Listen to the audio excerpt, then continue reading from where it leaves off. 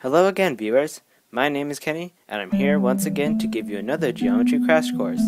If you're surprised by the fact that I'm creating another video, you have every right to do that. I'm even surprised myself, since I wouldn't expect you to watch this after the last one I made. Nonetheless, I'm here to give you a hastily made, but hopefully beneficial crash course, this time on the properties of different quadrilaterals. Disclaimer. Even though the American public education system has provided me with 10 years of formal education, a teacher will be more beneficial in terms of acquiring knowledge as compared to me. So I would consult your teacher and/or geometry textbook after listening to this mess. Now let's get off the trail of the first video and proceed towards what a quadrilateral is and discussing the properties of parallelograms.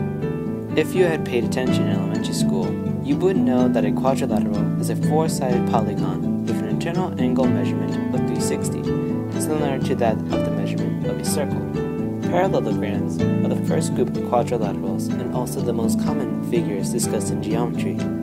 They seem to be so simple to most of us when they were introduced during our childhood, but later on, during higher levels of education, more detailed qualities are revealed.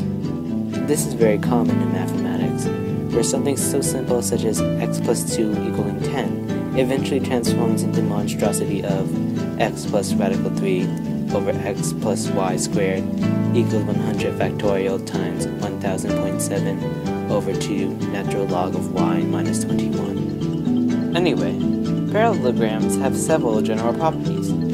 Opposite sides are congruent. Opposite sides are parallel to each other, resulting in two pairs of parallel sides. Opposite angles are congruent. Consecutive interior angles are always supplementary to each other. Diagonals created between opposite corners bisect each other, and each diagonal divides the parallelogram into two congruent triangles. Beneath parallelograms are three other subfamilies: rectangles, rhombi, and squares. It's similar to that of the classification table found in biology, but ridiculously reduced and simplified. These three groups have additional properties that differentiate them from other parallelograms. Rectangles have all the properties of parallelograms, plus all four angles are right angles, and the diagonals are congruent.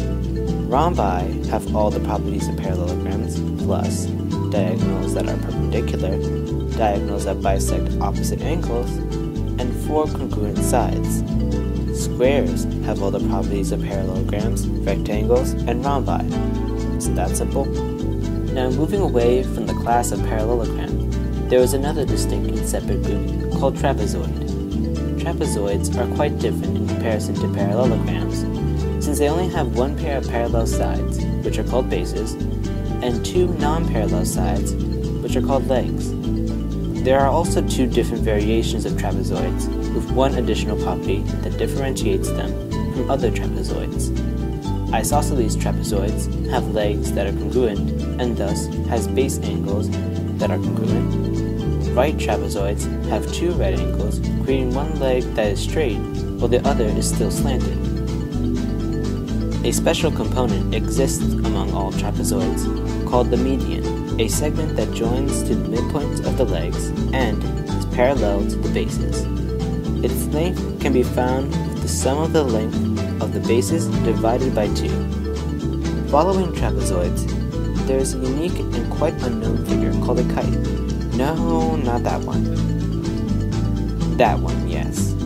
Kites are significantly different compared to other quadrilaterals, since it is constructed by two different isosceles triangles. Kites have no congruent opposite sides or angles, but they do have two pairs of congruent consecutive line segments and congruent non-vertex angles. They have diagonals that are perpendicular to each other, but only the non-vertex diagonal is bisected.